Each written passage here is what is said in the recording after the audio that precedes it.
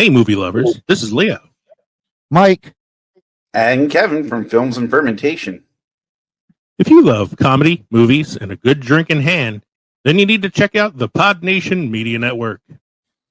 It's home to a variety of amazing podcasts covering everything from pulp culture to history and, of course, movies like ours. And the best part, Pod Nation Media Network is featured on Roku, so you can stream your favorite podcasts anytime. Alongside Films and Fermentation, you'll find other fantastic shows like the KJ&A podcast, The Undiscovered Entrepreneur, Real Sharks, and so many more.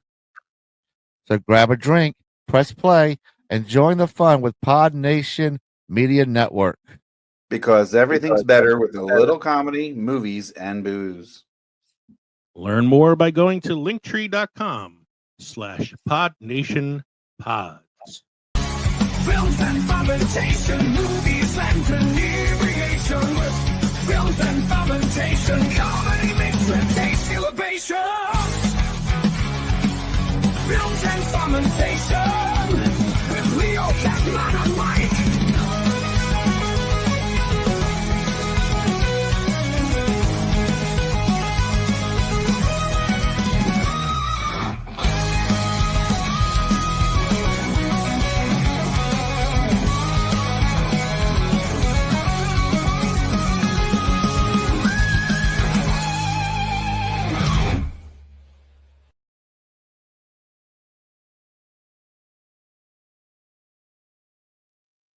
Hey, everybody, welcome to Films and Fermentation. Tonight's episode is all about our favorite Western films.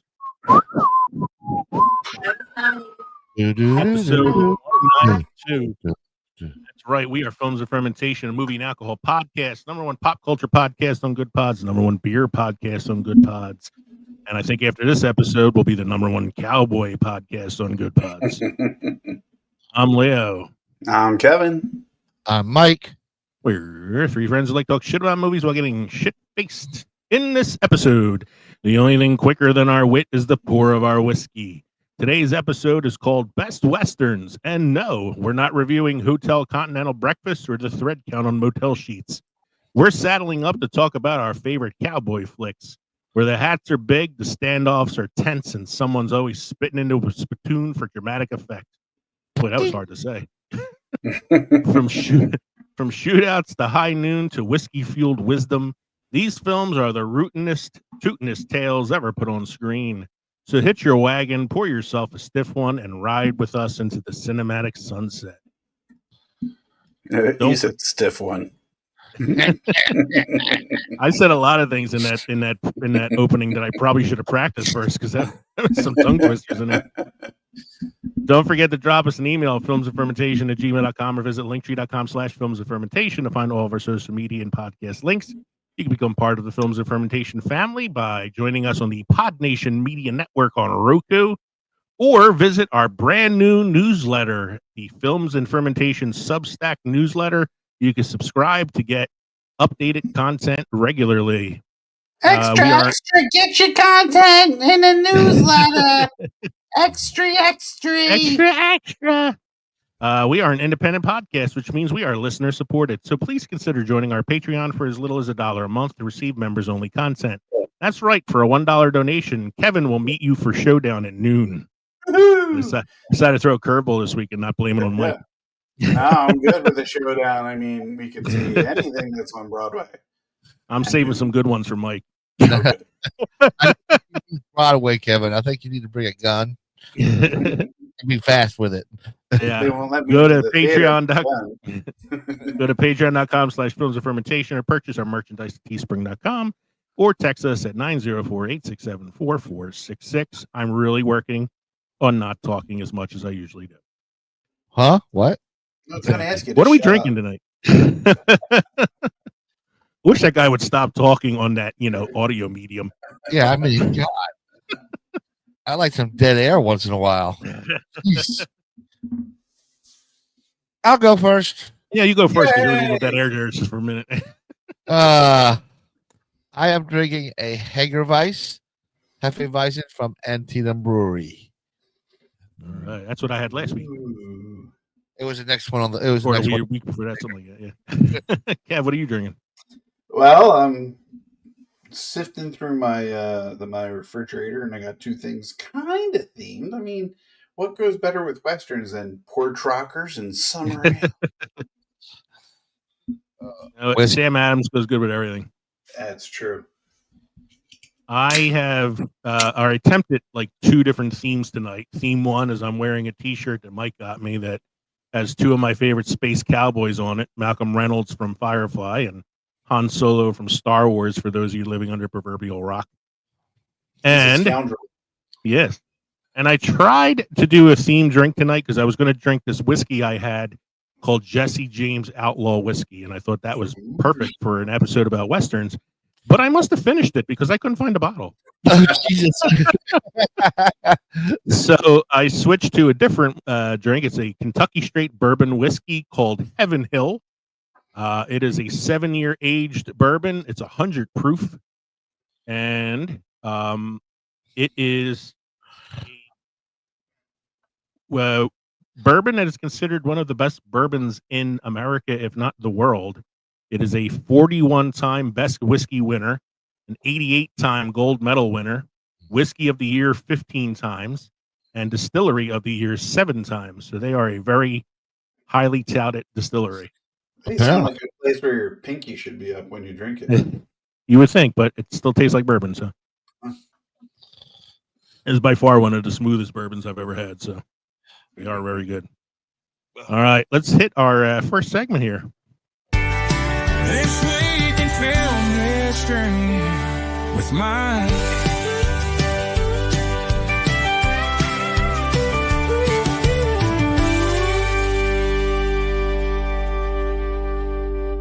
This week in film history with Mike.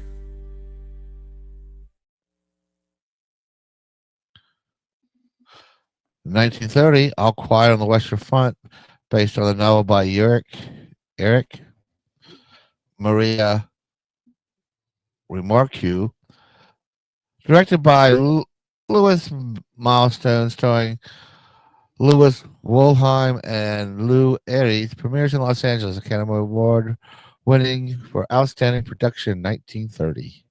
Yeah, that is what they used to call the Best Picture. Outstanding production. Outstanding production. There was actually a remake of this a few years back. Yes.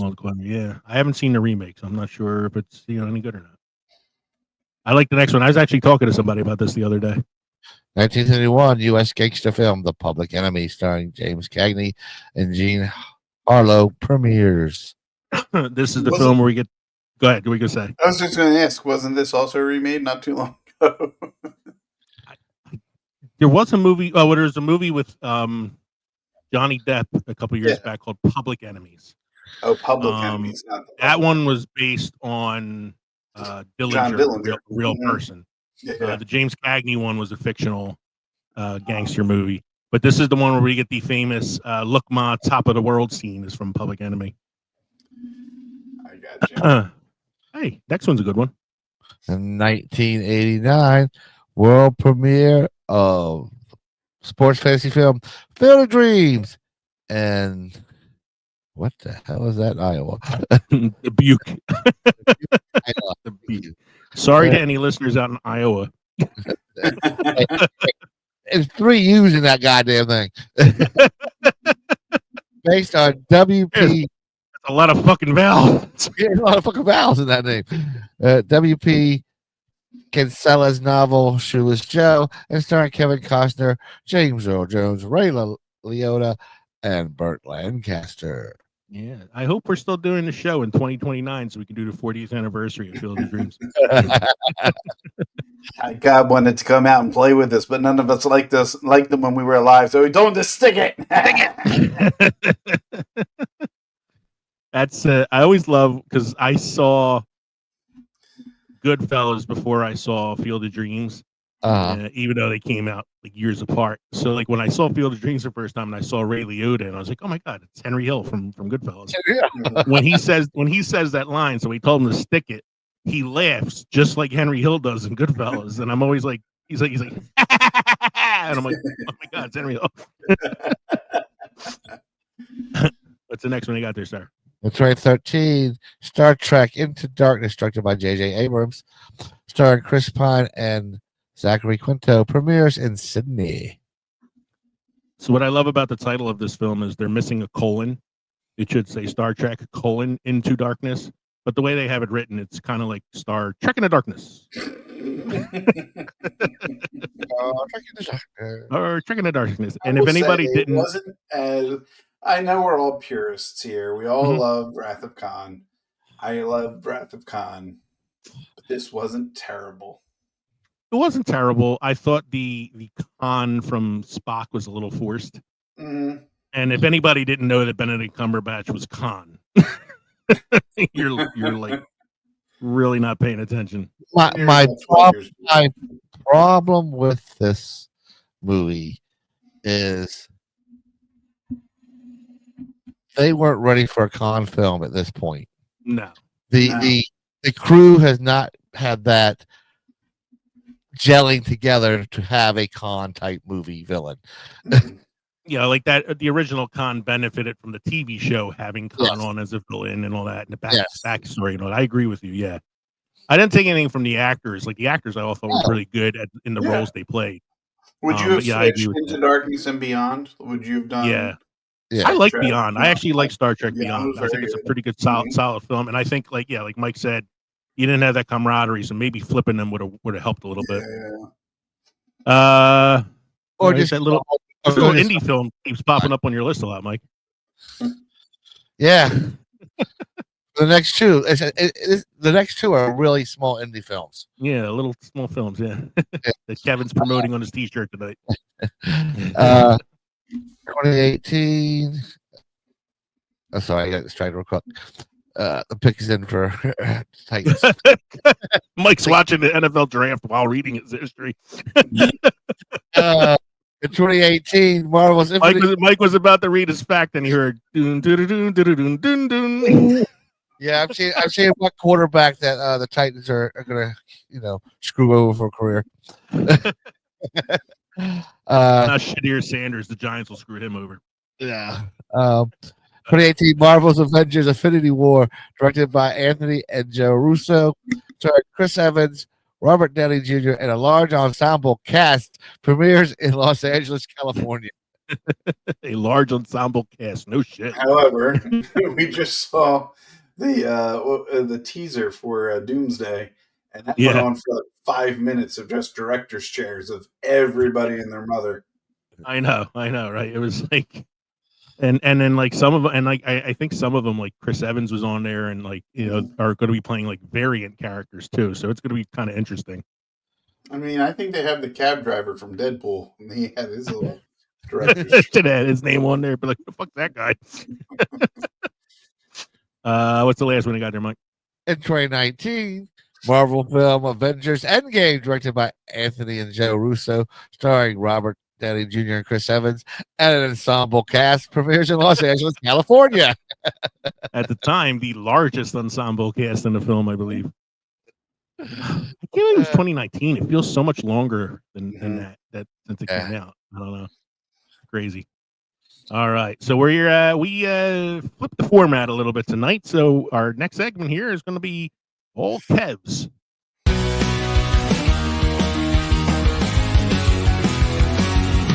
Kevin is here, he's here for a bit. He's got news and spirit for Kevin.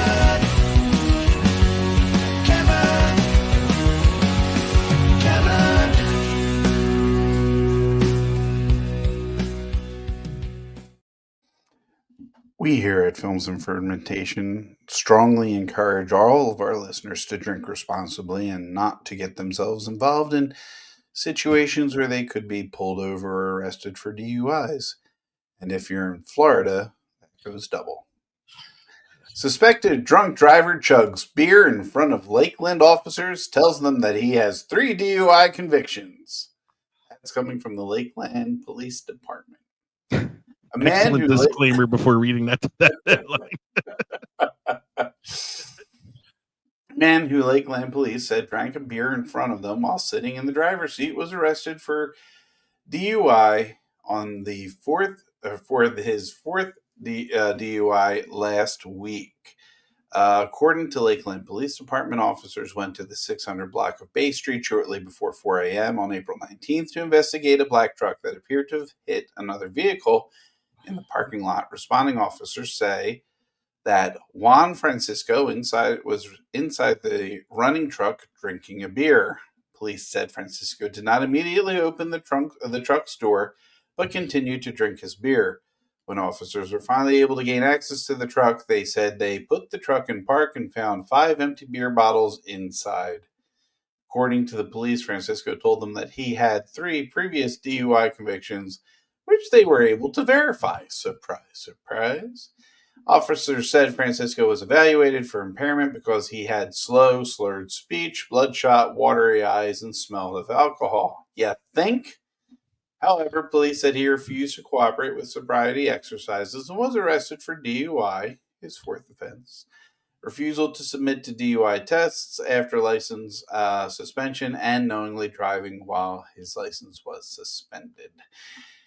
Did you have any doubt that it came from Florida? Did you? Were you shocked? Did it just blow your mind that this information was about? I drifted off at one point because you said the guy's name was Francisco, and I just kept saying in my head, Francisco. Actually, I am surprised because I saw something on Facebook that said, "Welcome to Pennsylvania, the drunkest state." Well, just because we're the drunkest state doesn't mean we have the most DUIs. We're not the stupidest state. Florida. I apologize to any listeners we have in Florida. We didn't say Kevin's opinions are not the opinions of the Film Fermentation Podcast. As a matter of fact, wait a second. I'm not saying everybody in Florida is stupid. I'm just saying there's a reason why it's called Florida Man, and just that's Lakeland County, globally known thing. Can I tell a side story to this? Yeah, sure. It's not really related, but it kind of is. My wife was late getting to work yesterday because the train stopped. She's riding the train into work, and they had to stop the train for a few minutes. And she wasn't sure what was going on. They said something about somebody climbing on top of the train. Later on that day, we were at my nephew's Little League game, and one of the other kids on the team's dad is a traffic cop whom my wife knows and sees sometimes in the morning. Not traffic cop, a transit cop. And she sees him sometimes in the morning at the train station. So when we saw him at the game last night, she said, "Hey, do you know what happened with the train stoppage this morning?" He said, "Yeah, there was a guy who walked out the door of the subway train and was hanging over the chains. And they saw him, and the conductor thought the guy was trying to jump or something, so he stopped the train. The guy then climbed on top of the train and ran down the length of the train, jumped off, and ran up the steps and got away before they were able to arrest him. Later that day, he showed up again and did the same thing. But this time they caught him. And the police said, they were trying to arrest the guy. He was trying to resist arrest. And he said, "Listen, I'll let you take me in. All I need is $27. I said, "Why did he need $27? He goes, "I don't know. We told him we were going to give him $27. And then when he gave up, we just arrested him." He said later on that the guy was high on laced marijuana. Oh. Where's my $27? Where's my dress? That's why I need $27. Laced marijuana is expensive. They like this monster asked for $3.50. So yeah, sometimes it happens in Philadelphia as well as in Florida. Very, very true. So I didn't look at the next article. To the people of Florida for my comments.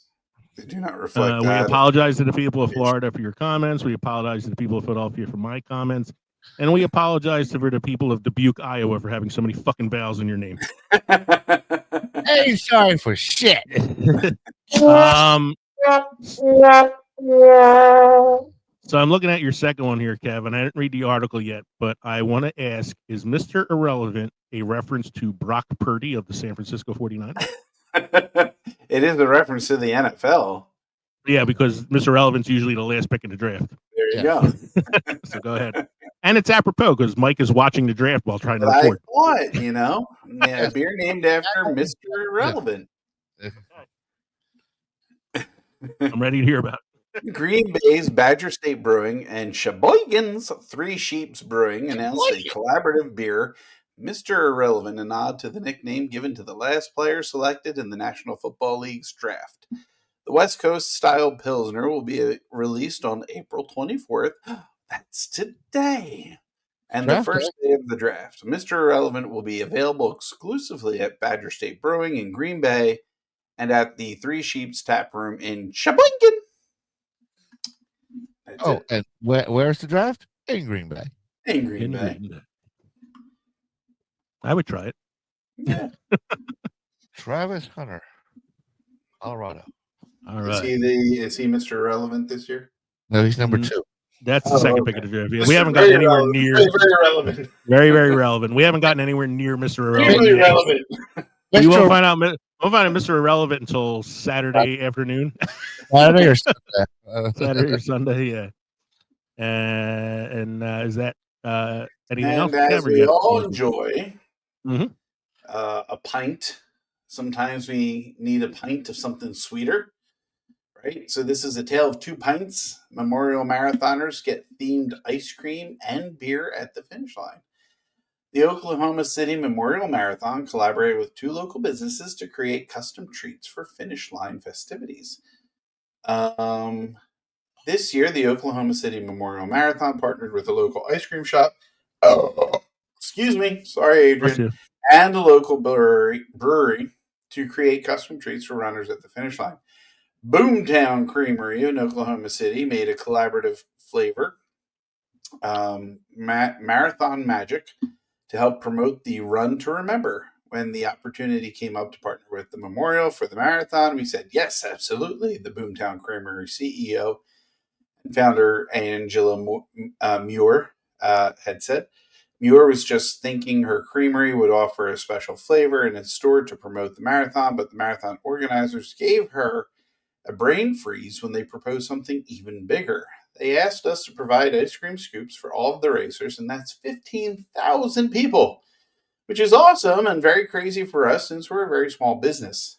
Muir laughed. It was a big task, but we're up for it, she added.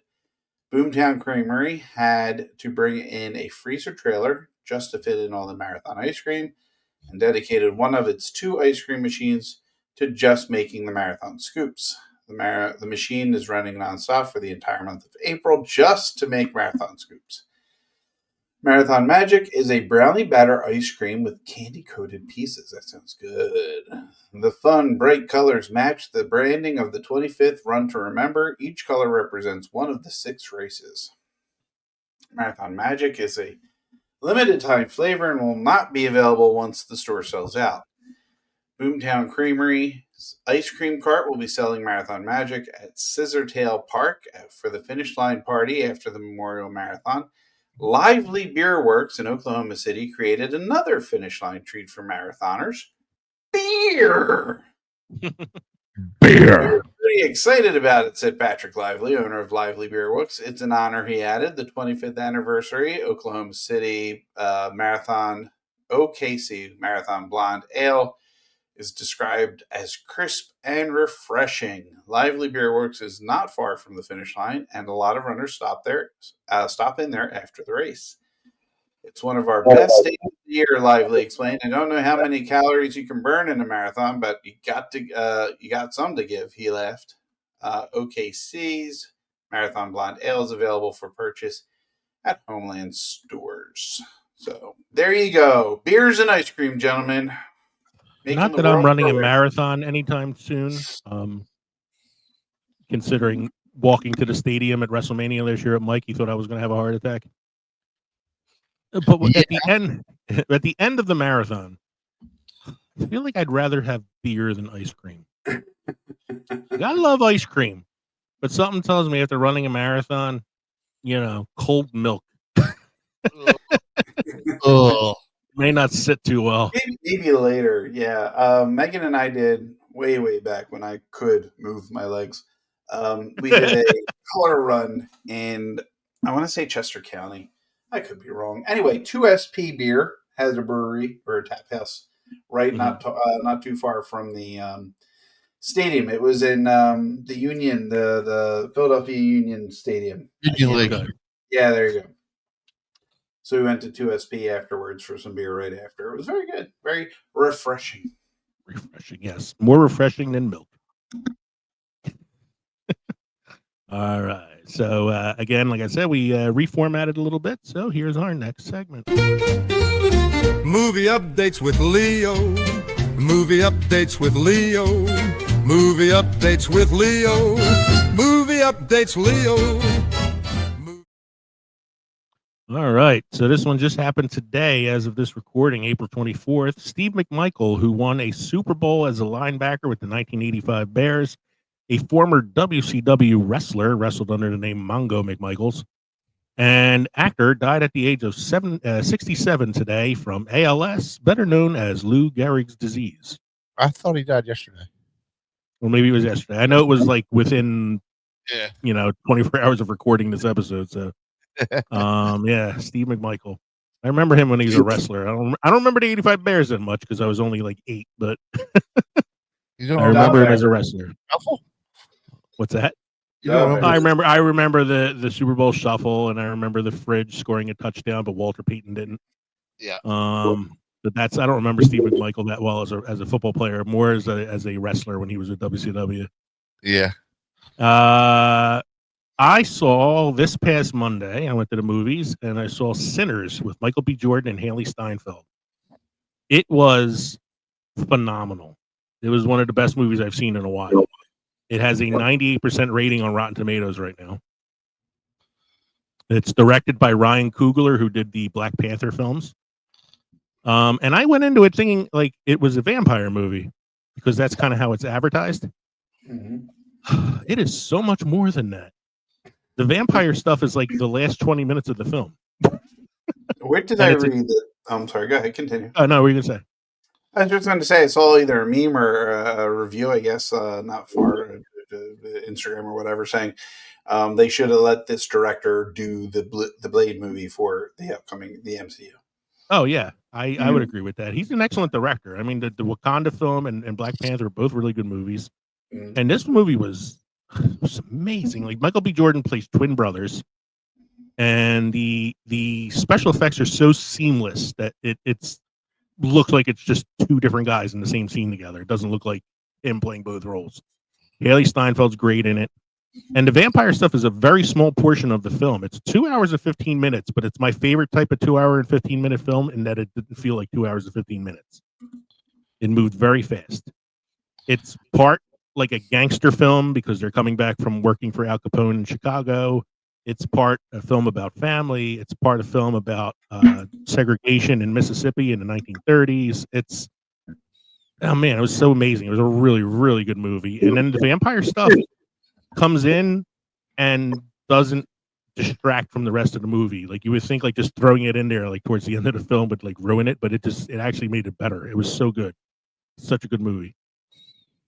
I read a article about the May 2nd release of Thunderbolts, the new Marvel film about, it's like the Marvel version of Suicide Squad.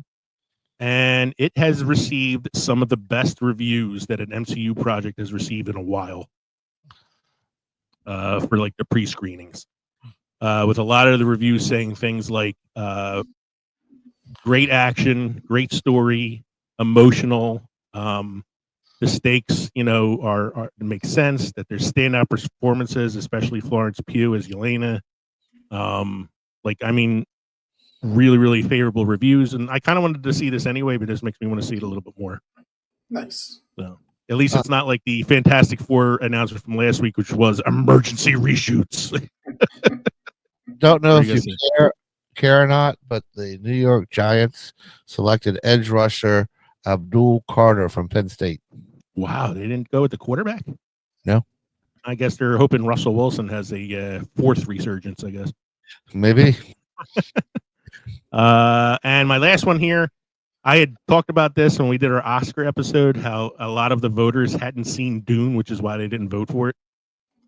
And the Oscars have responded to that controversy. Now, members can no longer vote for winners unless they can show proof that they had watched all the nominees. Good for them. As it should be. As it should be. As it should be. So, Mike, you have any must-try beer, craft destinations, or beers we should try before we die tonight? Yes, a beer we should try before we die. I've gone to the blonde section.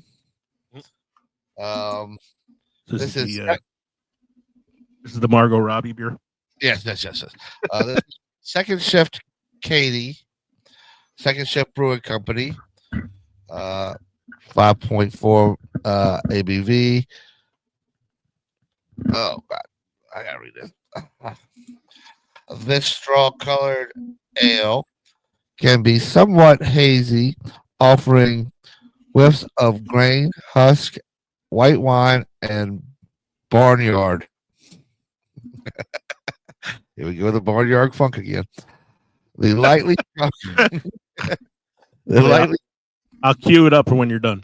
the lightly tart lemony acidity accompanies a moderate bitterness and soft tannins to accurately accentuate. Mike, I'm glad you at least had the sense not to cover your microphone with the book as you're reading it. Yeah, I 1,000 beers to try before you die. Not an official sponsor of Films of Fermentation. Accentuate the dryness. That's about it. There you go. Second All right. Shift Brewing Katie. All right. Here's your barnyard funk. Barnyard again. Down a dusty old road where the rhythm meets the ranch and the funk overloads. The pigs are in the pan, keeping time with their snouts, and the chickens in the rafters got the funk all figured out. That was Barnyard Funky, Films of Fermentation original.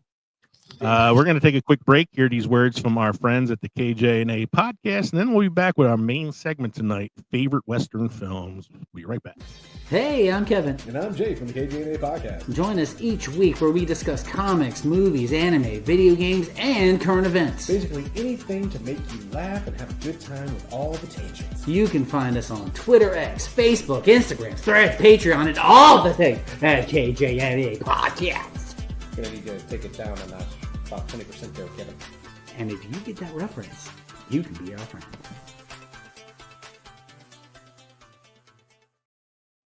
Yeah, okay. We're Welcome back.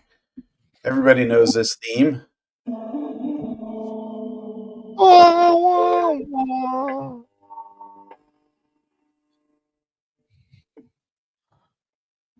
That's about all we hear from it now. We don't hear Yeah, anything. I don't hear it, but that's okay. There we go. Now we hear it.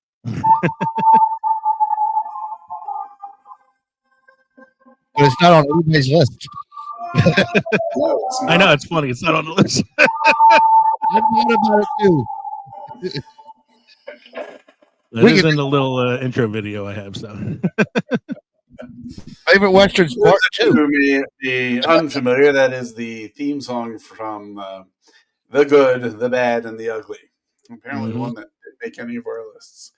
With Clint Eastwood, Lee Van Cleef, and Eli Wallach. In addition to Aldo Giuffre and Luigi Pistielli. And there's a hell of a lot of people. Anyway, as movie lovers, you know, you have to embrace all genres. I think this genre in particular got us, you know, very involved in like the Western genre. We anybody in here not play Red Dead Redemption 2? I have. No, I got no. You never played Red Dead Redemption? No, I have 2? it. I have it on Oh, okay, PlayStation. okay. Yeah, I've I played have it, yeah. Okay. played it. It's I thought you were fun. gonna say, is any of us not played Oregon Trail? Hey, We all died of dysentery that year. So we were. I going play through- Cowboys and Indians. You played Cowboys and Indians. I played Cowboys and Aliens. Mm. Oh, we should have put that on the Oh, we list. should have put that on the list. Forgot that one. You and I saw it in the theater. We did. I'm You know? sorry. We had very high expectations that were shot down very quickly. That was a John Favreau one too, wasn't it? That was John Favreau. It was Roger. What's his name? Daniel Craig, Daniel Harrison Craig, Ford, Olivia Wilde. Olivia Wilde had big names and big disappointments. Well, you gotta believe in ancient aliens to get involved with it. Come on, guys. I know. Anyway, we were going to go through the top Western movies that each of us would really like to talk about and compile a list of 5 each, which for some is a daunting task in and of itself, but It he really managed was. to restrain himself as he would a villain tying up a young maiden to throw in front of a train. So he's condensed it down to 5. Actually, of the 3 of us, Mike is the one that we had to be more careful with because he can go off on tangents. I mean, you just have to say Duke to him, and he's like, "Whoa, hold on for a second," and he just goes off. He knows, he'll go in order of Duke, cowboy movies and Clint Eastwood cowboy movies and all of them. So, without further ado, we're going to get we're going to saddle our horses and get a move on. Mosey on down to Leo's first pick. Rolling. Oh, I have a little video here. I'm going to play that real quick. If you don't Right. mind, it's a little, Play the little video intro video of Western film. So here we go. There we go.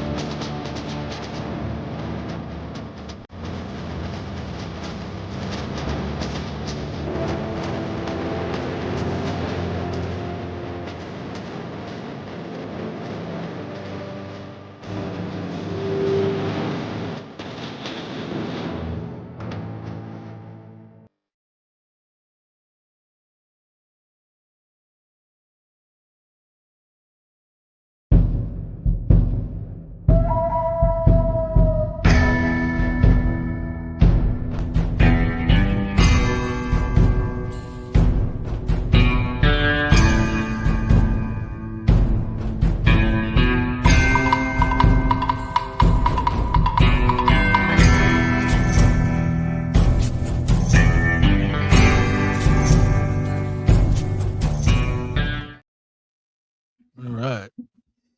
So anybody who listens to us on our audio format, you should check out our YouTube channel or our Rumble channel so you can see the video format and see some of those film clips that were in there. Some are movies that we did not mention on our list, so you should check it out. You could also check it out on the Nation Media Network on Roku. Kevin, take it away. All right on back to you, Lee, with your first pick. I mean, you're in control, man. If you want to go first, you can go first, or I can go first. I follow the script, man. Follow the script. You're first. You go. All right. So, what people may notice about my list is that I have no film on my list before the year 1992. My love of Western films is a little more modern. I do love some of the older ones, but when I think of some of my favorites, they fall onto this list. And one of those is in that video. It was Unforgiven from 1992, starring Clint Eastwood, Gene Hackman, Richard Harris, and Morgan Freeman. I love this movie. It's one of my favorite movies. Not just like Western, but just in general. It's a great movie. Directed by Eastwood, starring Eastwood. It won Best Picture. It won Best Director. It won a Supporting Acting Oscar for Gene Hackman, who is amazing in it. Everybody in the film is great. It's a tale of a cowboy killer who gave up his killing ways when he met the woman who he fell in love with. And she dies, unfortunately. He's left to raise their 2 kids alone. And when an opportunity comes his way to make some money to get him out of his debt, by killing these 2 cowboys who cut up a prostitute, he decides he's going to pick up the gun again and go back in town to kill these guys. And it's called Unforgiven because it's how the sins of our past kind of follow us where we go. It's got some great scenes, some great monologues in it. And my favorite Clint Eastwood moment and of a number of Clint Eastwood moments is when he's about to, spoiler alert, kill Gene Hackman's character, Little Bill. Little Bill says to him, "I'm going to see you in hell, William Money." And in typical Clint Eastwood fashion, he responds with, "Yeah." Before shooting him. I love this movie. It's so good. This is a good movie. It's one that I haven't watched nearly enough. I've only seen it a handful of times, but I like the collaboration between Eastwood and Morgan Freeman. One of Gene Hackman's, more notable roles. Mm-hmm. I'd say. It was an awesome year in the Oscars too, because you had this and you had Few Good Men kind of fighting with each other for all the top awards. Like he beat out Nicholson for Best Supporting Actor that year, and any other year I think Nicholson would have won for A Few Good Men. But Gene Hackman really stole the show in this film. Well, my understanding is some of the voters didn't watch A Few Good Men, so they didn't vote on it. Yeah, right. Yeah. I thought A Few Good Men just to keep their 7 steps to Kevin Bacon going. you kind of need that in a repertory if you're going to do 6 steps to Kevin Bacon. I don't have too much else to say about this, man. I mean, it's if you have never seen Unforgiven, you're a fan of the Western genre, or you're just fans of great movies in general, man. Well acted, well directed, well written. Check out Unforgiven from 1992. It's really worth the time. Okay. Mike, your next one has been remade, but you're referencing the original, but not the original. Not the original. This is a Western based off of something else. Maybe you could give us more insight on that. It's a adaptation of Seven Samurais. Mm-hmm. So, to me, I have not seen the Seven Samurai, so I can't say to this. I have. It's a good movie. I have seen the remake of the Magnificent Seven, which I didn't hate. Mm-hmm. I still think this is the better version. Okay. Well, it's got Yul Brynner. You can't go wrong with Yul Brynner. That's just Yul Brynner. It's got Yul Brynner. Yeah, because when I think Cowboy, I think Yul Brynner. You do. He did several Western movies. He did a movie called Westworld. I mean, come on. Yes. Yul Brynner, Steve McQueen, Charles Bronson, James Corbin, Robert Vaughn, just to name a few of the Western stars that was in this movie. Just a few. It was directed by John Sturges. It's a movie. Where's my spot? Bandits terrorize a small Mexican farming village each year. Several of the village elders send 3 of their farmers to the United States and search for gunmen to defend them. They end up with 7, each arriving for his own reason. They must prepare the town to repulse an army of 30 bandits. More or less, that's it. And each of the 7 has like a specialty, right? I Right? don't think they have a specialty, but they each have their own reasons for coming there. Oh, okay. Like Vaughn's character used to be a really fast gunman, and then somewhere he lost his nerve.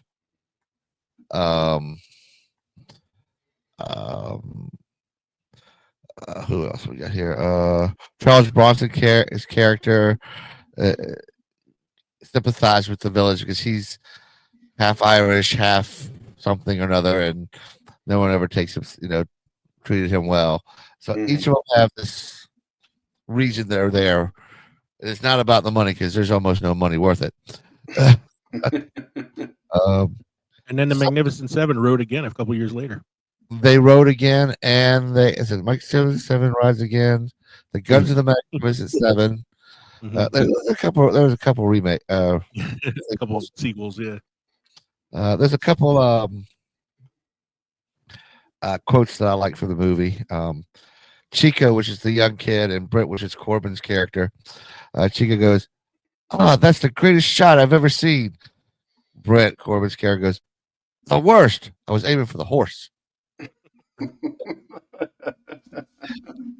Another one that I liked from Corbin's character was, "Nobody throws me my own guns and tells me to run." I think what really makes this movie is the how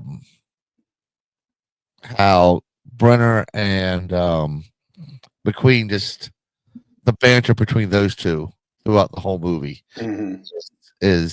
makes this movie, I think. Okay. You need chemistry amongst your cast, and it was we talked about ensemble films earlier. It's an ensemble cast. It is. It's got a lot of big names. Now I've seen the movie. This is based on Seven Samurai. It's Akira Kurosawa, who's a legendary Japanese director. He's one of my. Was Yul Brynner in that one too? No, it was not Yul Brynner. It was a bunch of Japanese guys, Oh. and it's a similar. The story is very similar. It's like these 7 samurai who are recruited to come to this town and help them, and they all have reasons for doing it, etc. So the Magnificent Seven carries it very well. And like you said, Mike, it's an adaptation. It's not a remake. Right. So it's kind of like how The Departed is an adaptation of a Japanese film as well. And so it doesn't try to be something else. This story can only lend itself to certain time frames and places, like Japan, maybe. You couldn't show this story in England, in the medieval times, like knights and stuff. It wouldn't work because the lords take care of the. It wouldn't work. But Mexican, Texas, the West, which was lawless, it's a perfect place to put this story. It's a great movie. Yeah.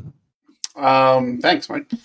One that I know we have all mentioned at least once before. This is one of my personal favorites. It's kind of like it comes on and I need to finish watching it or watch it from the beginning. Is 1993's Tombstone, starring Russell Crowe. No, not Russell Crowe. Although, oddly enough, Russell Crowe is in one of the movies that I have on my list. Yes, he is a very early Russell Crowe.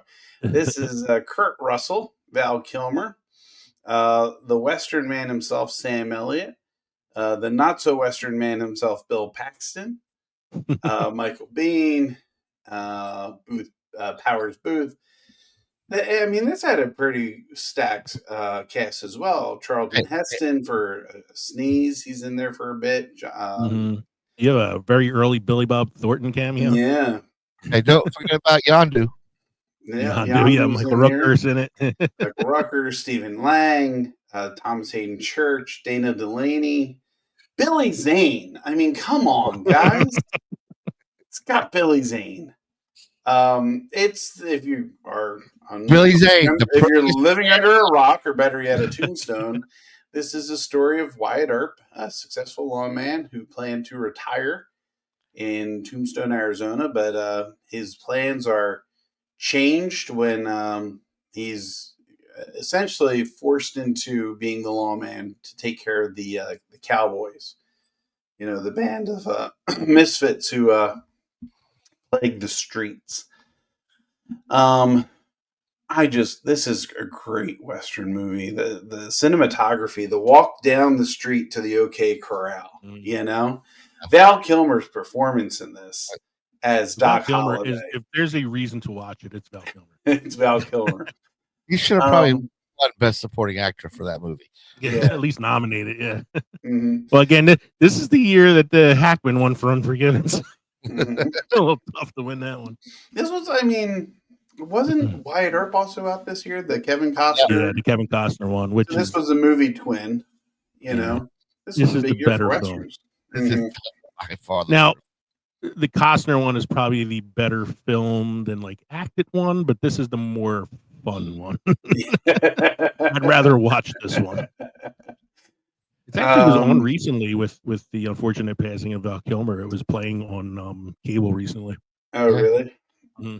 It's got a lot of quotes. Kurt Russell's performance as Wyatt Earp, you know, the appearance of him, the delivery of lines. My understanding is that the director was kind of really, you know, shooting the shit in the foot, and Kurt Russell kind of picked up the reins, didn't take credit for it, but essentially overtook the directing capabilities. So some of my favorite quotes, this is Billy Bob Thornton. You're going to do something, or you're just going to stand there and bleed. That's after he smacks him as being a dirty dealer in one of the saloons. And then, like I said, Doc Holliday with Val Kilmer's lines, make no mistake, it's not revenge he's after, it's a reckoning, you know? The ever quoted, I'll be your Huckleberry. I'll be your Huckleberry. That's a tagline. I don't think that's a tagline, but it's a great quote. The one I like from Val is the guy goes, "Where's Wyatt? He's all down by the creek, walking on water." I always like his final scene where he's laying in the bed and he looks at his bare feet and he goes, "I'll be damned," because he always thought he was going to die with his boots on. If anybody's interested, you can check out our recasting episode. We recasted Tombstone. Our episodes aren't numbered anymore, but you can find this episode by going back into our archives. It was recorded on October 3rd, 2023. So back in our 2023 episodes, that would have been like season 7 or 8, something like that. Yeah. We did the recasting. And just for Kevin, about Billy Zane, as they said in the movie, prettiest man I ever saw. It's a movie where, like, I wanted to say, like, oh, I love Powers Booth as the villain because he really chews up the scenery. But pretty much everybody in that movie chews the scenery. There are bite marks all over Tombstone, Arizona from those people.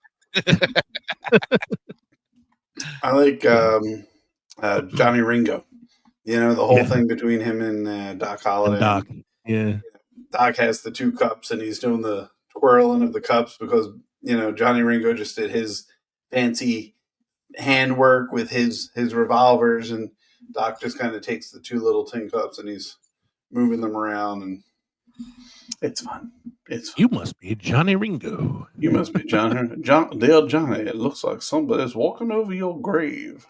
Anyway, let's go back. Lee, you got something else for us? You had mentioned Russell Crowe. Russell Crowe, yeah. I believe this is what you were referencing. Talk about an ensemble cast.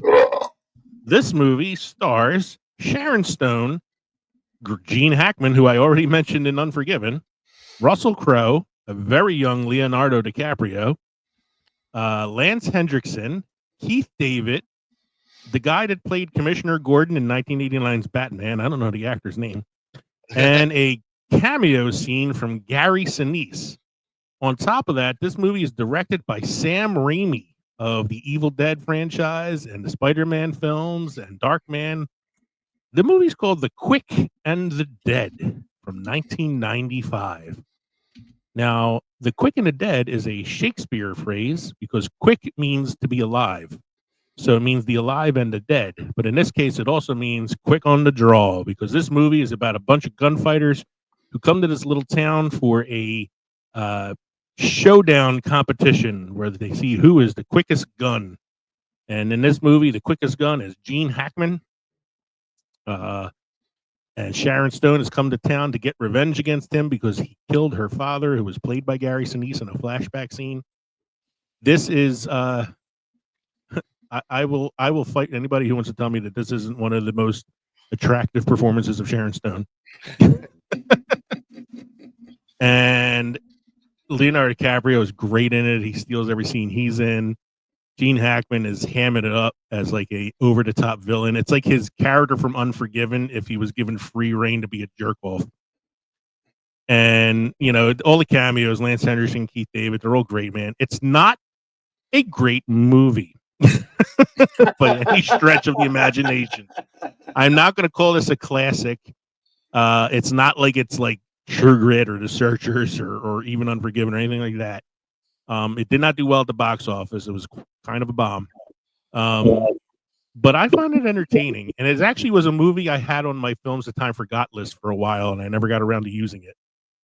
So I'm kind of glad we did this tonight because it gave me an excuse to talk about it without having to make it part of my Films the Time Forgot. But yeah, not a great movie. But then you guys know, and people who listen to the show know, that I have a habit of watching bad films sometimes. Sometimes I regret it, and sometimes there are movies that become regular watches for me, like The Quick and the Dead. So, Did I don't have you much else to notice say about any that. Sam Raimi like tells you watch? You know, his quick zoom on something, or there's a lot of quick zoom, a lot of like close-ups on eyes, over the top like violence, like almost comical violence. Because if you watch like the Evil Dead films and Darkman and stuff, especially, like really falls in line with that. Not so much with like Spider-Man. But yeah, it's a very Sam Raimi film. Probably not one that people think of first when they think of Sam Raimi. You usually go right to like Evil Dead or Spider-Man. But I always go to Quick and the Dead and Darkman. They're two of my favorite Sam Raimi films. He did Darkman because he wanted to do Batman, and they gave it to Tim Burton instead. So he wrote an original film. But yeah, Quick and the Dead is, now in my opinion, it's a fun movie. Whether or not you agree with me, I don't care. I like the movie anyway. So I don't have much else to say about that. So okay, Mike, you got something about a city of gold? If I'm reading that right? The movie's called El Dorado, 1966. It's the first of my John Wayne movies. This one has John Wayne, Robert Mitchum, James Caan, Charlene Holt, Paul Fix, Arthur Honeycutt, R.G. Armstrong, and Edward Asner. Ed Asner. It's directed by Howard Hawks. Give you the little blurb. Hired gunman Cole Thornton, John Wayne, turns down a job with Bart Jason, which is Ed Asner, as it would mean he would fight an old sheriff friend, Robert Mitchum. Some months later, he finds out the lawman is on the bottle, and the top gunman is headed his way to help Jason along with a young Mississippi, James Caan. Handy with a knife and now armed with a diabolical shotgun, Cole returns to help. And when he says diabolical shotgun, it's a double barrel, which he has a holster for that he pulls out like a freaking like a quick draw shotgun. No, it's not really a quick draw because he ain't quick. That's why he's got the shotgun because he can't shoot for shit. So with the spray pattern, he can't miss. Very, very, very young James Caan. I was going to say, man. I mean, when I looked, I heard you say James Caan. I was like, no, he didn't say James Caan. And then you pull it up, and it's like Wow. Yeah, because this Yeah. is Right, 60. 66. 6 or 7 years before Godfather. So yeah, Yeah. So his name is Alan Badillion Tahern. That's why they call him Mississippi. God. This is anything else on this thing? I think it was. No. I enjoy this movie. It's very. There's some fun parts. One part is after he turns down the job, the people that Jason's trying to get their farm from because they have the water rights. One of the kids jumps up, actually, gets killed by John Wayne. Long story short, he gets shot in the back by one of them. The bullet gets stuck. It's up against his spine, and every so often he has paralysis on his gun hand. So it gets more like he's kind of trying to fight with a handicap as well as a green kid with a shotgun that can shoot him in the ass. Would you say this is maybe your favorite John Wayne Western, or is that another one reserved for somewhere on your list? This is probably in my top 5. Okay. All right. There's another one that John Wayne did called Rio Bravo, which is similar to this one. Mm-hmm. Except it's got Dean Martin in it, and what's the kid's name? Nelson, the singer, back in the 60s. Doesn't matter. It's similar. It's not bad either, but Sammy Davis Jr. No. You said Dean Martin, I thought, and then singer was like Sammy Davis. Yeah, because when I think of cowboy movies, I think of Sammy Davis Jr. Yeah, no. Ring a ding ding. Hold up your hands there, brother. Yeah. I'd say this is probably my top 5. Okay. Yeah. And there's no mention of a city of gold, because every time I hear the word El Dorado, I think of the city of gold. The town is called El Dorado that they're in, but Okay. once he tells James Caan character that he does he does the poem throughout the whole movie. Oh, okay. Nice. Second on my list is one that Lee said he hadn't seen or hadn't put anything on his list before 1992. I would not have put this on my list if I hadn't had a mother that made me watch it with her. I didn't say I didn't see a movie before 1992. I just didn't put any movies on my list before. Okay. I've seen Silverado. I don't have one that's any later than 88. So this is a favorite of mine, despite I don't want to say I was forced to watch it. I wasn't forced to watch it, but I was encouraged to watch it because my mother wanted to watch it and she enjoyed it. And I found from watching it, it had funny parts. It was had action to it. I think it must be like a requirement to make a successful Western that it really has to be a stacked cast. I don't know if you could make a Western with no names or fresh faces, because this one has a stacked cast as well. Let me just give you a little synopsis. It's a band of misfit friends who come together to right the injustices which exist in a small town called Silverado. This has, and remember, this is the 80s, so this is a stacked 80s cast. Kevin Kline, Kevin Costner, Danny Glover, Scott Glenn, John Cleese, Brian Dennehy, Rosanna Arquette. Who am I missing here? Brad Leland.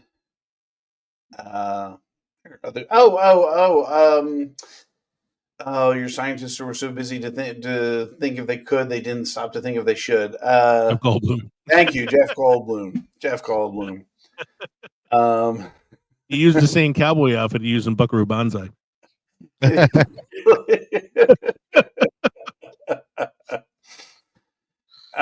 This is just a good movie. You have Jake and Emmett, who are cousins or brothers, I want to say, and Jake's always getting into trouble, and Emmett's always having to get him out of trouble. They come across Kevin Kline, who is kind of lost in the wilderness. He's been stripped down to his long johns and forced to, like, you know, sit out in the desert while his horse and everything else of his was taken.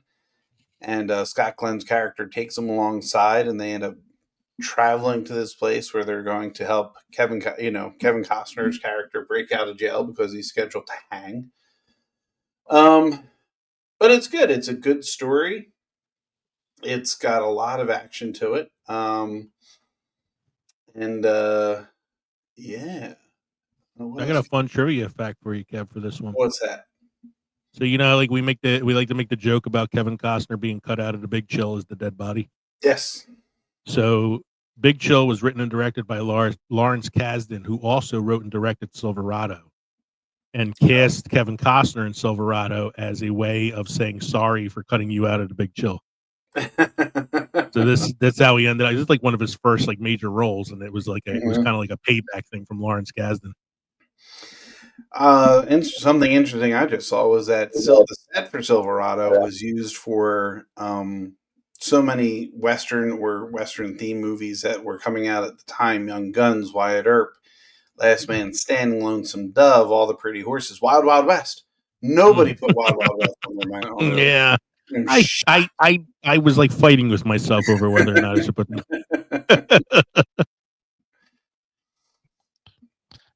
You know, Wild Wild West, the movies, kind of like the television show. Except it's not. It's not all. Except it's starring the giant mechanical spider that the producer wanted to put in the Superman movie that Kevin Smith was writing. It co-stars Kenneth Branagh in a role that I don't know what the hell he was thinking about. John Cleese's first line in Silverado is "What sold this then?" which is a Monty Python inside joke, as it was often used as by policemen upon entering a scene in the TV show Monty Python's Flying Circus. Interesting. Mm-hmm. All right. Oh gosh, this is me. Back to me. I'm sorry. Okay, Lee. Hey, Lee, you got something to tell us about Hell and High Waters? Yeah, I do. So my next one on my list is 2016's Hell or High Water. Like this one I came to actually recently. I had no idea this movie existed.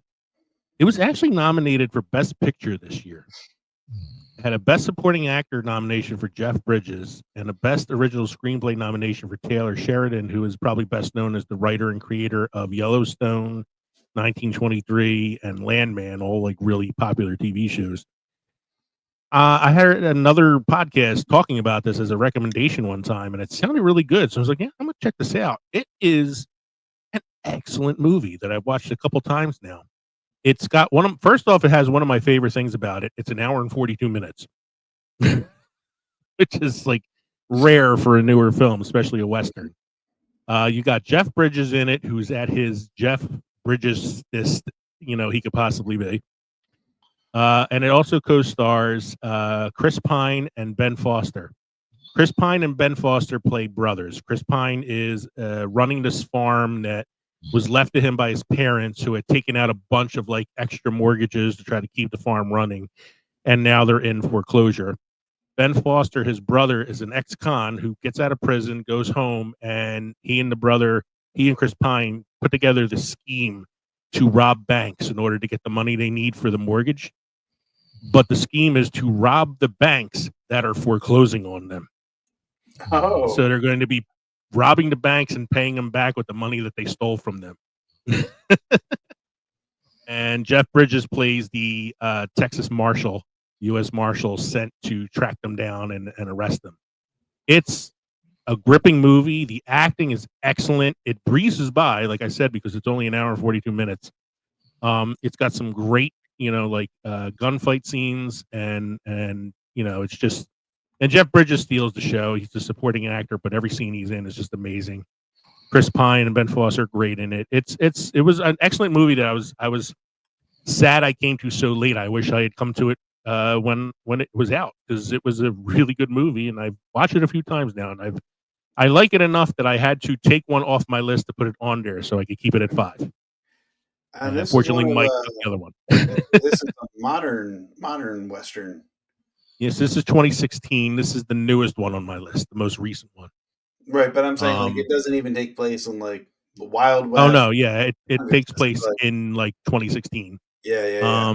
But the themes, the acting, the gunfights, all that stuff, like really center it into that like cowboy western genre, even though it's not like the cowboy western we're used to thinking about. Right. It's an excellent movie. I really highly recommend it if you get a chance to see it. Yeah. So yeah, that's all I got to say about that. That's all I got to say about that. Jeff Bridges is the man's diverse, man. He's done westerns, he's done futuristic, he is the dude.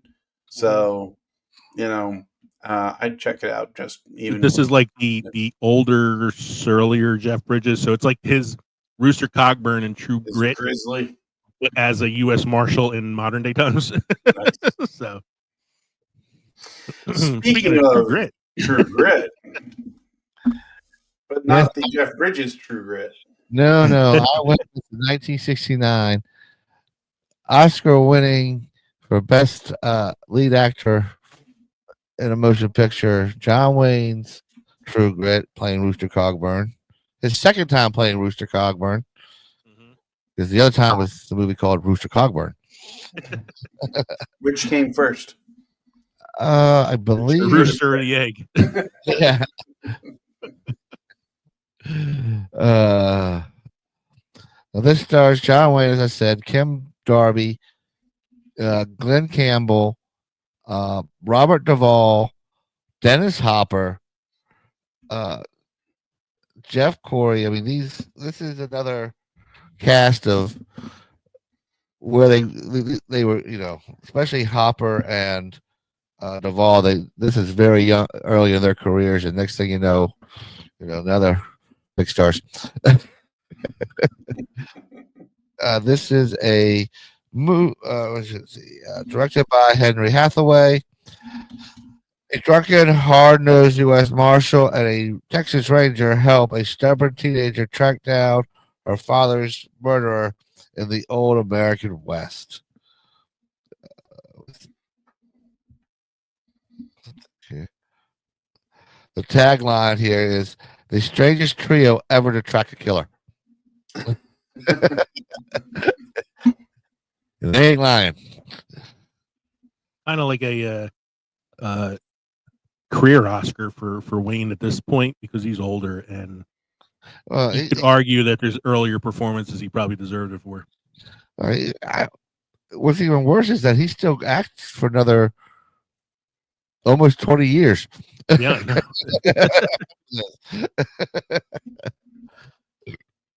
His last movie he did with Ron Howard. Wow. How about that? Called The Shootist. Yep. That was his last movie. Yeah. As far as like remakes go, like the remake of this is really good too. Mm-hmm. Yeah. It was more, I don't want to say reimagined, but it was changed enough, but kept enough of the true story that it works. I feel like the little girl character, which is played by Haley Steinfeld in the remake, has a little bit of a larger role than in the original one. Yeah, I mean, she's there through the whole movie, but she's not. Doesn't say a lot. I can only go based off of the remake. I've never seen the original. I probably should, especially to see a young Dennis Hopper and Robert Duvall. I don't know anything about Kim Darby, but she's the girl. She's the girl. Cool. Dallas Cowboys. Were you done, Mike? I'm sorry. Should No, I move on? I said the Dallas Cowboys are now on the clock. Oh, yes. And what part does that come into True Grit? Mike's still watching the draft. Hey, you know me. Oh, Kev, so you know the actress in True Grit from '69, Kim Darby, is also in Better Off Dead. Is she? She plays a character named Jenny Meyer. Is she the French girl? I don't know. It just says Jenny Meyer. It's 1985, so she would have been a little older, but I'll have to check it out. Oh, yeah. I think she plays Cusack's name in the film is Lane Meyer, so she's either like his mom sister? or like his sister or something. Interesting. Yeah.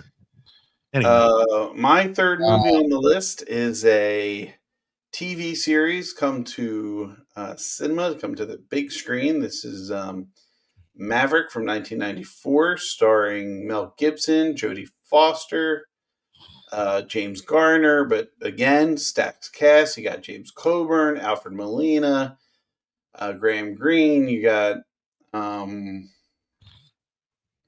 Danny Glover. I forgot. Man, I forgot his scene. Holy shit.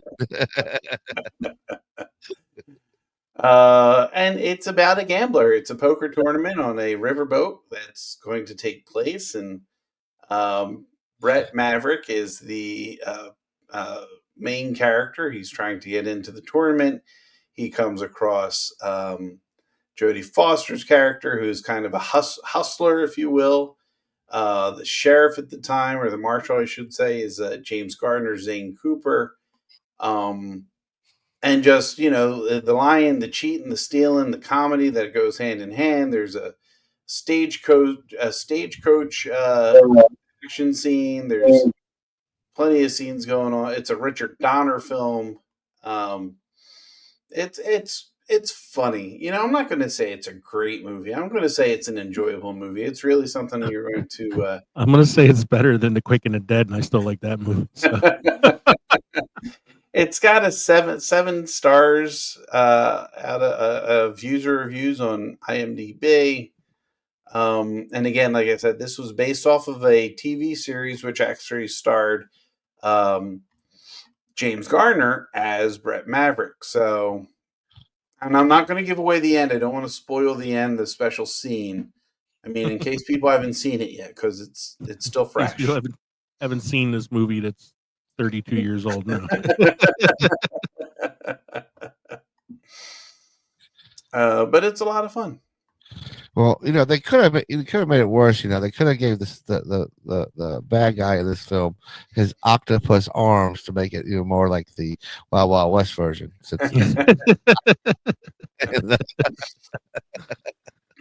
would say this was like a different film for Jodie Foster at the time too, where at this point she wasn't really cast as like the romantic, lead in films, and she had this and Summersby in the same year. In comedies. No, and she was in this and Summersby in the same year, which were both like movies that were like a little bit of a change for her to kind of be like the romantic lead. Unless you count Silence of the Lambs too, Right. Comedy, comedic performance in that. Comedy and romance that she had with the Hannibal Lecter. Just Lee. Yeah. Dallas picked guard Tyler Booker from Alabama. Welcome to Films and Fermentation and the Fantasy Draft. The real draft. The real draft. Let me know when the Eagles are on the clock. We got a while for that. Yeah, we got to fly through this so Mike can get to the draft. Speaking of comedies in the West. Speaking of comedies in the West, my next one, number 4 on my list. So these aren't ranked by like what's the best, because honestly, Unforgiven is the best anyway. But I just kind of ranked them as I thought of them, and I thought of this one as a modern Western that's also a comedy. If I had to talk about film quality, this actually probably ranks below The Quick and the Dead, because it is definitely not a great movie. But I get a lot of fun watching it. It's A Million Ways to Die in the West, starring Seth MacFarlane of Family Guy fame, Charlize Theron, Giovanni Ribisi and Liam Neeson as the villain. With a very infamous scene where he ends up with a daisy in his asshole. It's funny. It's a funny movie. You're the typical like Seth MacFarlane, like Family Guy sort of humor. You got a fun side character played by what's his name, Neil Patrick Harris in the film. Amanda Seyfried's in it. So nice, it's a cool cast and has some funny moments. Has a great after credits cameo from Jamie Foxx playing his Django Unchained character in The Million Ways to Die in the West. Oh yeah. What I can tell you, people die in the West. That's what the whole basis of the film is. There's a great scene where like he's talking about how dangerous it is to live in the West and why people do it and all that. And Giovanni Ribisi's like, it can't be that bad. And he's like, really? Come watch this. And he takes him outside and he goes, you see that body over there? And he goes, yeah. He goes, that body's been there for 4 days. Wolves are starting to drag it away. And he's like, so? He goes, that's our mayor. Our mayor has been dead for 4 days and nobody knew about it.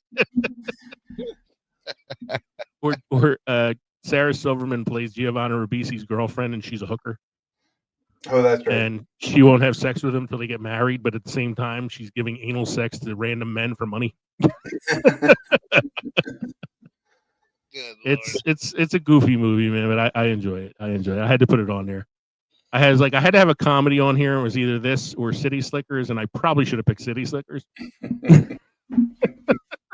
But I decided to go with A Million Ways to Die in the West instead. Well, I mean, Mike, you're going to take us through the next comedy that came out in 1988, aren't you? With the Emilio Estevez and his comedic antics. This is probably the latest movie that I have on my list. This is the movie I traded for Hell and High Water. So, yes, I have Young Guns. Talk about an ensemble. You're kidding. For the 80s? Oh, absolutely. Directed by Christopher Kane. Starring Emilio Estevez, Kiefer Sutherland, Lou Diamond Phillips, Charlie Sheen, Dermot Mulroney, Casey, Shamasco, thank you. Terrence Stamp, Jack Palance, Terry O'Quinn. Good God. No, man, it's an amazing cast. You know what? I'm before I don't mean to cut you off, but I remember watching this film, and Charlie Sheen's character gets killed like really early in the film. Oh yeah, and I was like, wow, because he had like one of the top billings in the film, and like he gets killed very early on. It kind of shocked me a little bit. Not as early as Terry. Well, Jack Palance. No, not Jack Palance. No. Terrence Stamp. Terrence Stamp. Yeah, he gets killed. But that's the force that drives the rest of the plot. It's his death. Yeah. This movie, God, regulators mount up. That's all I got to say. You make you famous, but I think that's from the second movie. That quote. I don't know. Yeah, he says it a few times. Young Guns 2 for me, I think just had more quotable lines. I think it was, made to have more quotable lines. It also had Christian Slater. Yeah. I haven't seen Young Guns in a really long time. I feel like it needs a rewatch. Yep, I'm surprised there are any more modern movies made about Billy the Kid that I can think of. Bill and Ted's Excellent Adventure. I give you a John Wayne. It's called Chisholm. Okay. I haven't seen this in a while. I think it needs a rewatch because what I remember of it is this is about as 80s as a movie in the West could be. Oh yeah. It's like the 1980s in the 1880s. One of these times we should recast it. Oh, this would be a really fun one to do a recasting for. Yeah. I'll have to put that one. Well, you continue to talk about it, Mike. I'm going to put that on the show notes. Let's see. Where's the little synopsis so people know? A group of young gunmen led by Billy the Kid become deputies to avenge the murder of the rancher whom became their benefactor. But when Billy takes the authority too far, they become the hunted. That is the IMDb synopsis of the movie. It is a 6.8 out of 10. Mhm. Yeah, It's not bad. It's not not just bad, not but great. still seems a little low. That's I a don't little. know. Was Billy Kid ever really deputized with a bunch of regulators to go out? Actually, yeah. Was he? How Yeah. about that? Here's the more important question: when we recast it, are we using people or Muppets? Oh, Yeah, Muppets yelling Ozzy the guns. Bear. Regulators, mount up. I think this is going to be on my need to rewatch again soon list. yep. All right, Kevin, go and take it away. Favorite bar. The fourth one on my list is Butch Cassidy and the Sundance Kid from 1969. It's about well, I'll let you know. It's about Butch Cassidy and the Sundance Kid. It takes place in the 1890s in Wyoming. Butch Cassidy and the Sundance Kid lead a band of outlaws. When a train robbery goes wrong, they find themselves on the run with a posse hard on their heels. This also stars Catherine Ross, Struthers Martin, Henry Jones, Jeff Corey, George Firth, Cloris Leachman. Yeah, I was surprised.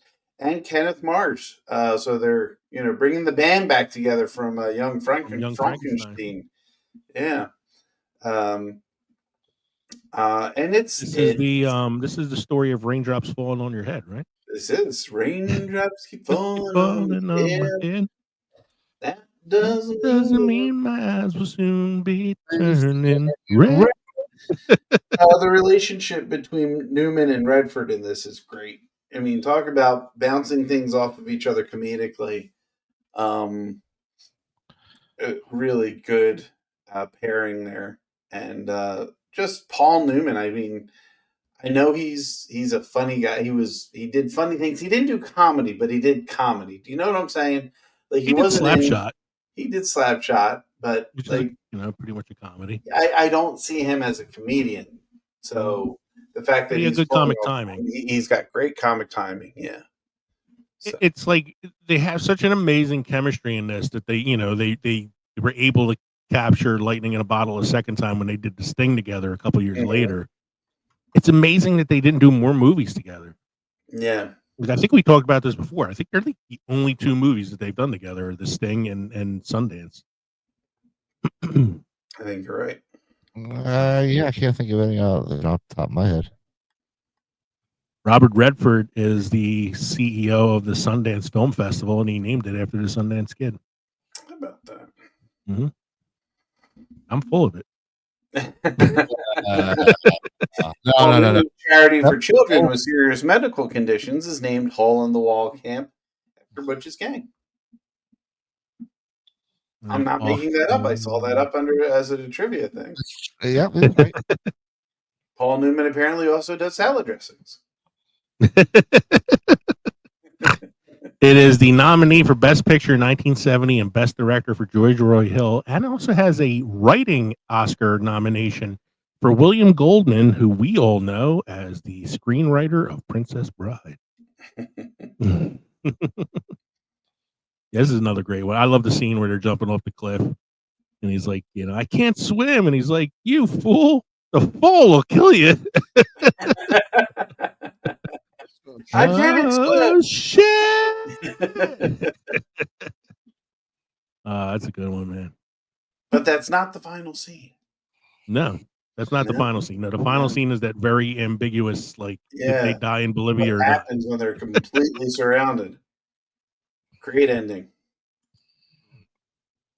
So, going back to Leo, because I'm not used to redirecting, your last choice, taking it Tarantino, if you will. I'm going to Tarantino route with Django Unchained. The D is silent. Tarantino loves to pay homage to his favorite films of the past, and there's a 60s Western film called Django. So his Django Unchained is kind of paying homage to that. In fact, the actor who played Django in the original movie is a cameo in this scene, in this film. It stars Jamie Foxx. It stars Christoph Waltz. It stars Leonardo DiCaprio in one of his like few like really truly villain roles. And it stars Samuel L. Jackson as one of the most despicable characters in the history of cinema. He and Leonardo DiCaprio are like just two of the worst villains of all time. It is about a man. Christoph Waltz plays a bounty hunter who's looking for a particular group of men. He recruits the help of Django, who is a slave, to help him track down these men and hunt them. And he becomes sort of like Christoph Waltz's protege in the film. He's a natural with a gun.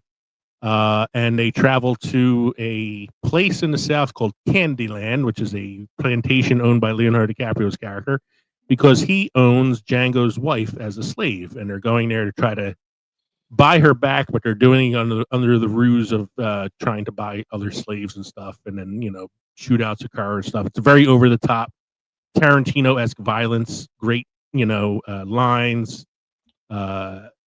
This is the second Academy Award in a row for Best Supporting Actor for Christoph Waltz, who had won the year before for Glorious Bastards. It was a writing Oscar win. That was Tarantino. Glorious Bastards. That was a Tarantino film. Oh, that's a Tarantino. Yeah, Tarantino. Tarantino won a Best Writing Oscar for this film as well. His second in his career. He won one for Pulp Fiction as well. It's a fun movie. It was originally supposed to star Will Smith, but he wanted more emphasis on the romantic relationship between him and the wife. You're not familiar with Tarantino's work? Yeah, exactly. It's like he turned down The Matrix too. Like, come on, man. Like. So he doesn't make a lot of good decisions. You have to say, like, Will Smith has some questionable decisions in his life, a la smacking Chris Rock on stage live at the Oscars. That's going to come back and bite him in the butt. So, like, Django Unchained, if you're like a fan of Tarantino or a Tarantino completist, this is probably one that you have seen. But if you are a fan of Westerns and over the top violence, almost cartoonish in a way, this is the kind of film you want to check out. There's no connection between this and The Hateful Eight, is there? No. Other than Samuel L. Jackson's in both of them. Okay. Sometimes his universes, I understand. Yeah, because Hateful Eight is also, I would also consider it a Western. That one takes place all like in one location. All the action is in one room. Good score from Ennio Morricone for that film. I think I might have put that in my honorable mention. Oh, I didn't. It should be. That's an honorable mention. Yeah. So that was a sequel to the Magnificent Seven right after. Yeah. So Django Unchained. If you're looking to do a double feature, go with Django Unchained and The Hateful Eight. If you have 17 hours free, because The Hateful Eight's one of the longest fucking movies I've ever watched. Jesus. So, I don't have anything else to say about that. I'm good. That's all I have to say about that. Oh, I'll say about that. You know what, Mike? I don't think we've had nearly enough Duke. Could you give us a little more Duke? I'll give you some more Duke with this one. This is Fort Apache, 1948. This is directed by John Ford. Leo is one of Leo's favorite directors. Love John Ford. Starring the Duke, John Wayne, Henry Fonda, Shirley Temple, Ward Bond, Victor McLanglan. Pretty much all the people we know. Mm-hmm. Oh, what was Shirley Temple's name in this movie? Philadelphia. Very cool. And there's a whole scene when they're at dinner, like, so did you grow up? Were you born in Philadelphia? No, I'm named after my mother. Was she born in Philadelphia? No, she was named after her grandmother. Was she born in No.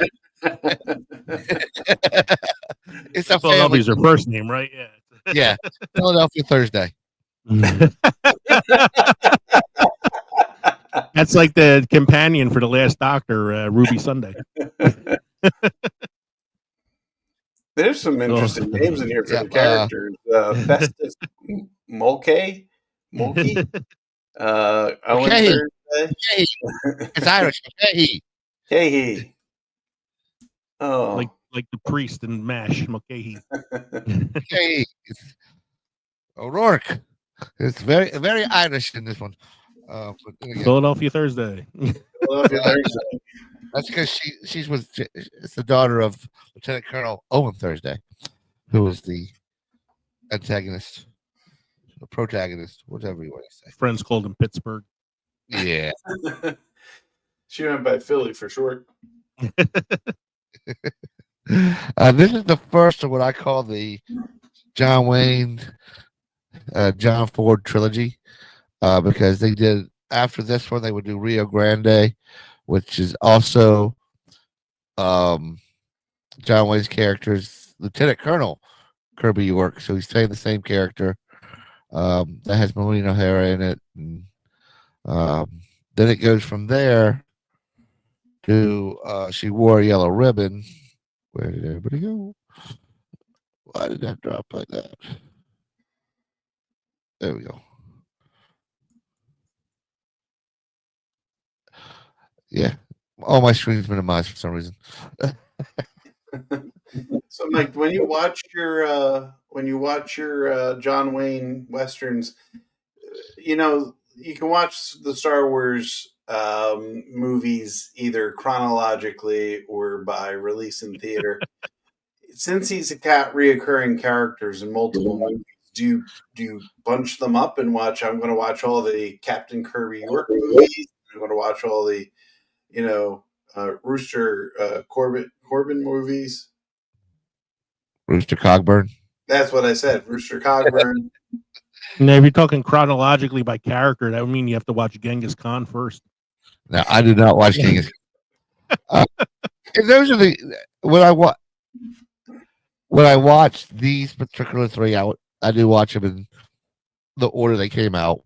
Okay. Even though that She Wore a Yellow Ribbon was not him as Kirby again, he's a different person. A lot of the troopers that are there are from the same troop, as have the same names as the movie before. Interesting. I should really broaden my John Wayne repertoire. Well, you recognize a lot of the same actors in a lot of John Wayne movies.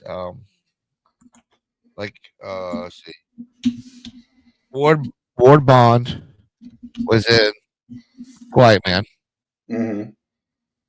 So was Victor Langland. Mm-hmm. Those two do a lot of movies with him. Later on, Victor Langdon, wasn't he he's Maureen's brother? Yes. The guy that was in charge of thought he was in charge of the town. That guy. Yeah. Yep. And he's also, he's the sergeant, master sergeant in the next two movies. Yeah, he does quite a bit with John Wayne. Like I said, Ward Bond was also in Quiet Man. He's the Protestant priest, I want to say. He's the one that was to give the vicar, Right. One that was a boxer himself. The little guy, he was like an amateur boxer. No. The other one. He's the Protestant priest. You're talking about the Catholic priest. Catholic priest. One that's fishing. The one that fishes all the time. Yeah, that's the Catholic one. That's Burt Bond. Ward Bond. I'm sorry. So yeah, you see a lot of the same actors. Well, it's like any directors today. Kind of, they have their go-tos. Chris Nolan, Steven Spielberg. They all have actors and actresses. That a lot of it was on John Wayne. He goes, I want these people.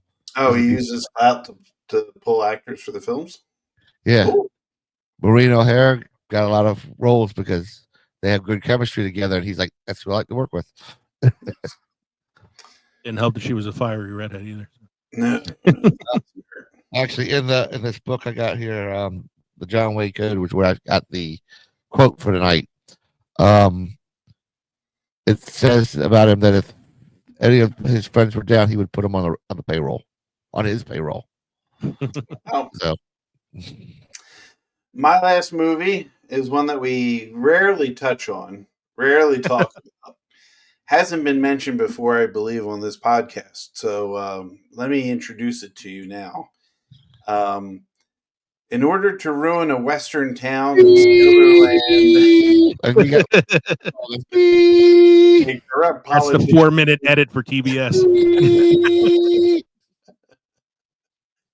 A corrupt politician appoints a black sheriff who promptly becomes his most formidable adversary. This is a Mel Brooks movie starring Cleavon Little, Gene Wilder, Slim Pickens, Harvey Korman, Madeline Kahn, Mel Brooks, Alex Karras, Burton Gilliam, and Liam Dunn, just to name a few.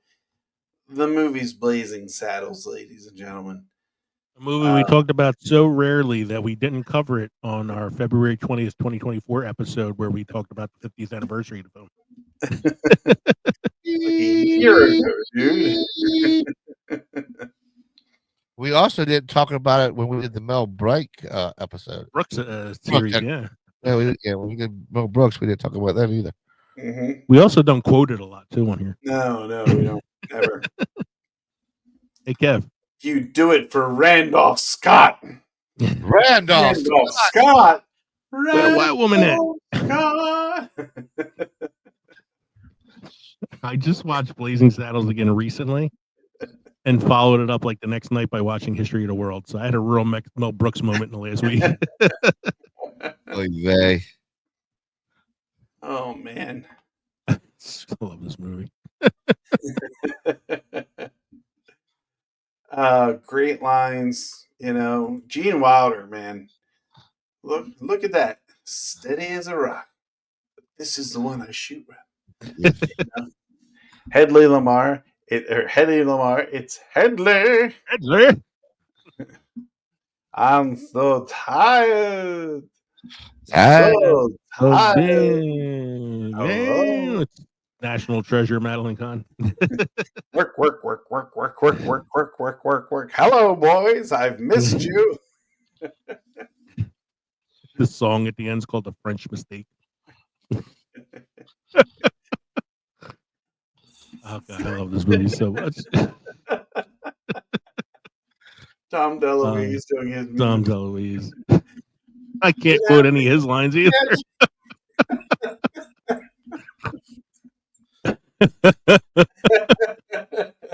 Sounds like escaping gas.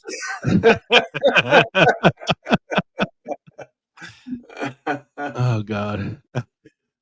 Just so much. I can't. There's so much. So much we can't say on air. Yeah. Where the white women at? That's about it. And that's getting a little risky sometimes. Lee, did you know that we got some shout outs? Lee?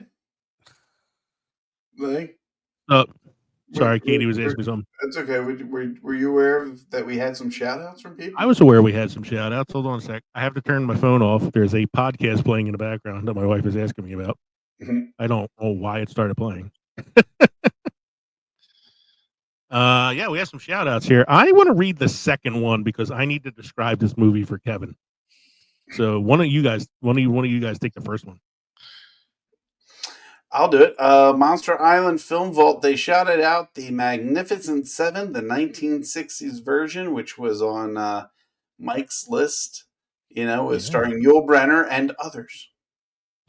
So I wanted to do the second one, which is Paranormal, the New Normal podcast, shouted out Bone Tomahawk from 2015. This movie stars Kurt Russell. It's a movie about a group of cowboys who are on the hunt for these Native Americans who have been slaughtering people in their town. They are like a really savage tribe that they find. And in one particularly infamous scene, Kev, they capture Kurt Russell and his band of men and bring them into a cave where they imprison them and then make them watch as they take one of the men from his group, strip him naked, hang him upside down, and chop him in half from the balls to the head with a giant bone tomahawk. Dropping intestines and everything. Oh man, yeah, that sounds like something I'd watch. It sounds like something I'd watch it right after Midsummer. Yeah, Mike, you want to take next one? Where am I at? Yeah, here. Richard Lewis at Street Curb Curiosity Podcast, their series pick is Tombstone, which was on, I believe, Leo's list. Kevin's. Kevin's list. I'm sorry. And their semi-serious pick was The Hateful Eight. Yeah, I don't know why he said it's semi-serious. I kind of considered it serious. So, yeah, why don't you take the next one? Jacked Up Review Show podcast. The top 5 film westerns in their order were High Noon, Hell or High Water, which was on Leo's list, In the Valley of Violence, Appaloosa, and The Power of the Dog. Top 5 TV westerns, however.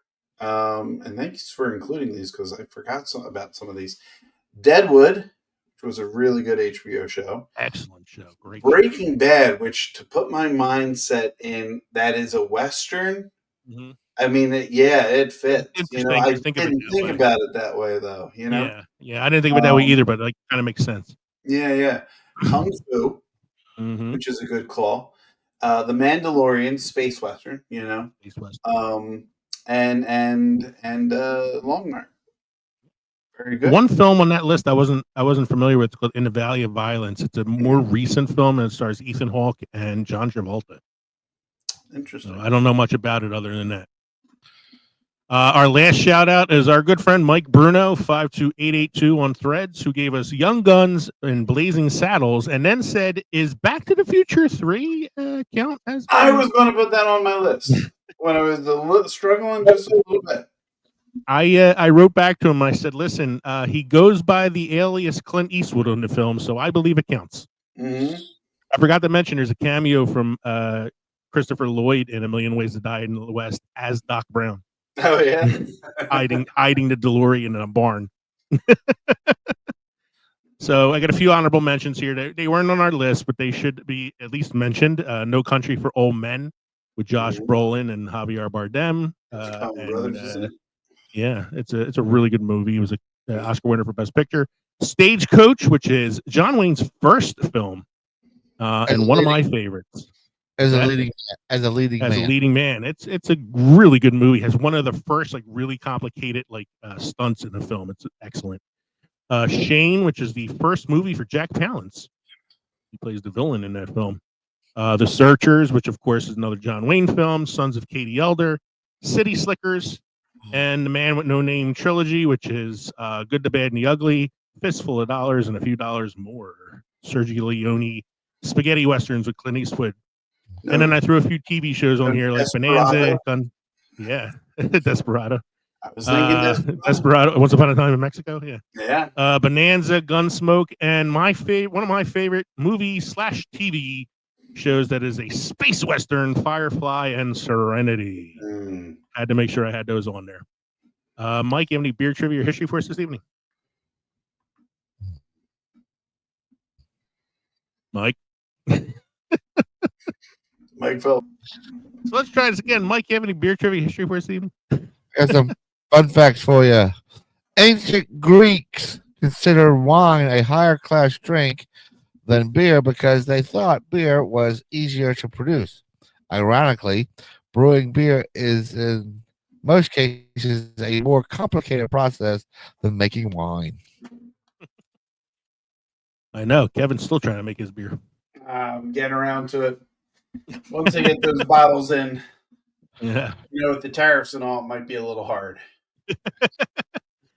What's our cinema quote there, Kev? Courage is being... I'm sorry, I should... No, I can't do it. Okay. Courage is being scared to death, but saddling up anyway. And that was from our friend John Wayne, the Duke. Sounds like the most John Wayne quote you could possibly have. Courage is being scared. No, I can't do it, John Wayne. How are our drinks this evening? Oh, you can never go wrong with a Hefeweizen. They are. It is good. Can't go wrong with that Sam Adams either. Right? Yeah. I know my whiskey was so good I had to take 2 bathroom breaks tonight. The lightweights. I've been farting up a storm in this room and I can't breathe, but at least I didn't leave my post. I'm sorry. I'm drinking whiskey and I'm on a water pill. You got to give me a break. Thank you, everybody, joining us tonight for episode 192, Best Westerns, Movies, Not Hotels. We hope you enjoyed listening to the podcast as much as we enjoyed recording it for you. Remember, you can go to linktree.com/films and fermentation. Find all of our social media and podcast links. You can actually subscribe to our newsletter now at the Films and Fermentation Substack. You can watch us on the Pod Nation Media Network on Roku. You can watch us on YouTube, and you can watch us on Rumble. You can support us by going to patreon.com/films and fermentation or buying merchandise at teespring.com. Or you can text us at 904-867-4466. Make sure you join us next time around at the crossroads between Pickled and Fermented. We're doing our annual Star Wars episode, and we're doing something a little different this year. We're going to be talking about Spaceballs. Spaceballs? Oh, shit. There goes the planet. That'll be our next Matter, episode. Colonel Sanders. Chicken. Checking that out. Once again, I'm Leo. I'm Kevin. Oh, we lost him again. That's Mike. He's frozen, but he's there. And you have been listening to the Films and Fermentation podcast. Cheers, everybody. Cheers. I'll do my mic impression for you. Cheers. Cheers. There he is. Hey, Mike. There he is. Cheers. We just did the closing. I don't know what happened to you. I heard everything. I just That damn NFL draft. Yeah. All right, Yeah. guys, I'm going to go. I'll see you guys later.